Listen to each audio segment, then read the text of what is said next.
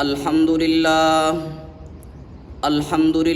وکفا وسلام علی عبادہ الذین اصطفى اما بعد اعوذ باللہ من الشیطان الرجیم بسم اللہ الرحمن الرحیم فلا وربک لا یؤمنون حتی یحکموک فیما شجر بینہم اللہم صلی علی محمد وعلی آل محمد کما صلیت علی ابراہیم وعلی آل ابراہیم انک حمید مجید اللہم بارک علی محمد وعلی آل محمد کما بارکت علی ابراہیم وعلی آل ابراہیم انک حمید مجید۔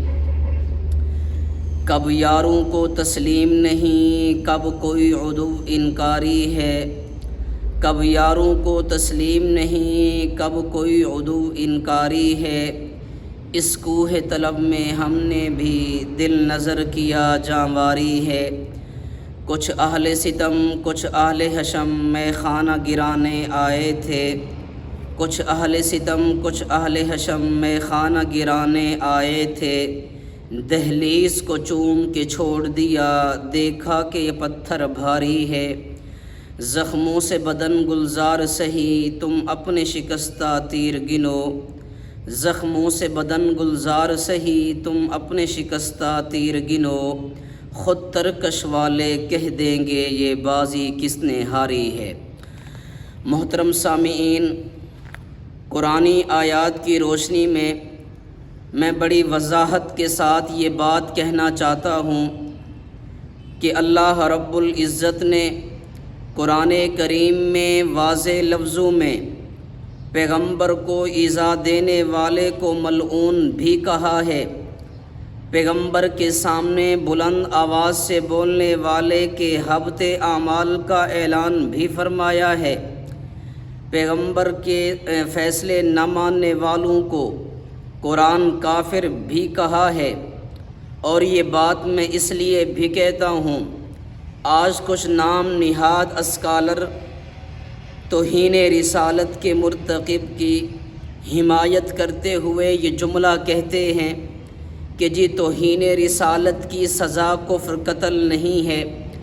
میں کہتا ہوں دلائل اس بات پہ گواہ ہیں، میں بڑے اختصار سے بات کر رہا ہوں۔ قرآن کریم اٹھا کے دیکھیں، قرآن کریم پیغمبر کے ایذا دینے والے کو ملعون بھی کہتا ہے، پیغمبر کے سامنے اونچی آواز سے بولنے والے کے حبط اعمال کا اعلان بھی کرتا ہے، پیغمبر کے فیصلے نہ ماننے والوں کو قرآن کافر بھی کہتا ہے۔ اور اس موقع پہ آیت اتری ہے جب حضرت عمر کے سامنے یہودی نے کہا تھا، حضور یہ جو منافق مجھے آپ کے پاس لایا ہے یہ پہلے مجھے پیغمبر کے پاس لے کر گیا تھا، نبوت نے فیصلہ میرے حق میں کیا ہے۔ حضرت عمر نے اس منافق سے پوچھا کہ یہودی یہ بات ٹھیک کہتا ہے؟ اس نے کہا جی ٹھیک کہتا ہے۔ عمر بن خطاب نے تلوار کو لیا اور اس منافق کے سر کو قلم کر کے اعلان کیا کہ جو پیغمبر کے فیصلے پہ راضی نہیں ہے عمر کی تلوار اس کا فیصلہ کرے گی۔ منافقین کہنے لگے عمر نے جرم کیا ہے، خدا نے آیت اتاری ہے فلا وربک لا یؤمنون حتی یحکموک فیما شجر بینہم، پیغمبر عمر ٹھیک کہتا ہے، منافق غلط کہتے ہیں، پیغمبر کا فیصلہ نہ ماننے والے کی سزا قتل ہے۔ حضرت علی المرتضیٰ رضی اللہ تعالی عنہ کا فرمان ابو القاسم دمشقی رحمۃ اللہ علیہ الفوائد کے اندر نقل کرتے ہیں کہ من سب نبیا من الانبیاء فاقتلوہ ومن سب واحدا من اصحابی فاجلدوہ، کہ جو پیغمبر کو گالی دے اس کی سزا قتل ہے۔ چاروں ائمہ کرام کا اتفاق ہے کہ پیغمبر کی توہین کرنے والے کی سزا قتل ہے۔ بعض مسلمانوں کو یہ دھوکہ دیا جاتا ہے کہ ہم نے تمہارے نبی کے توہین نہیں کی، ہم نے تو تمہارے نبی پہ تنقید کی ہے۔ تنقید کا حق تو ہر انسان کو ہوتا ہے۔ ہم کہتے ہیں بابا تنقید اس پہ کی جاتی ہے جو ناقص ہو، نامکمل ہو۔ ہمارے پیغمبر ایسے ہیں کہ اللہ رب العزت نے ہر اعتبار سے نبی کو کامل و مکمل بنایا ہے۔ دنیا کے کسی انسان کو نبی پہ نہ تنقید کرنے کا حق ہے، پیغمبر کی نہ توہین کرنے کا حق ہے۔ اللہ کے نبی تنقید سے بالا تر ہیں، اللہ کے نبی توہین سے بالا تر ہیں۔ اللہ کے نبی کی توہین بھی ناقابل برداشت ہے، اللہ کے نبی پہ تنقید بھی ناقابل برداشت ہے۔ میں صرف ایک واقعہ عرض کرتا ہوں۔ حضرت امیر حمزہ، ابھی انہوں نے کلمہ نہیں پڑھا، پیغمبر کا کلمہ نہیں پڑھا۔ ایک باندھی نے کہا حمزہ تجھے معلوم ہے ابو جہل نے جملہ تیرے بھتیجے کے بارے میں کہا ہے۔ حضرت حمزہ ابو جہل کے پاس گئے ہیں، کیا تو نے میرے بھتیجے کے بارے میں یہ جملہ کہا ہے؟ عمر بن ہشام نے کہا ہاں میں نے کہا ہے۔ حضرت حمزہ کے ہاتھ میں کمان موجود تھا، حضرت حمزہ نے تلوار کو لیا، ابو جہل کے سر پہ مارا ہے، وہاں سے خون گرایا ہے۔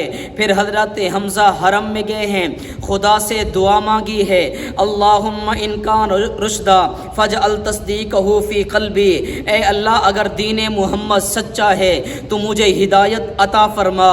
حضرت حمزہ نے حالت کفر میں پیغمبر کی توہین کرنے والے کا خون گرایا ہے، تو خدا نے سب سے بڑی نعمت ایمان عطا کی ہے۔ اس سے بڑھ کر دلیل اور میں کیا دے سکتا ہوں؟